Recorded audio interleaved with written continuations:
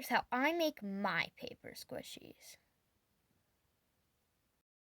Draw anything that comes to mind. Face. Every paper squishy needs a face. It just does, okay? It does. Good. Now tape. Good. Now cut slits into the tape, just like this. Good. Now connect them together by folding each and every one over. Good.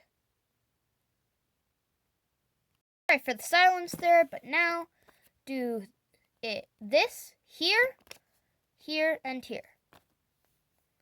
Wait, but before you do this one, actually, you want to leave a hole to stuff it with trash bags. Stuffing! I'm going to stuff it till it feels right. Tape it shut, even the rips if you did rip.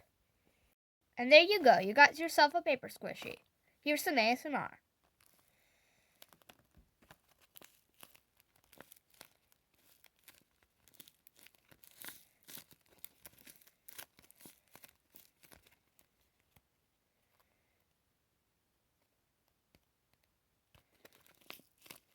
I drew a smiley face, by the way.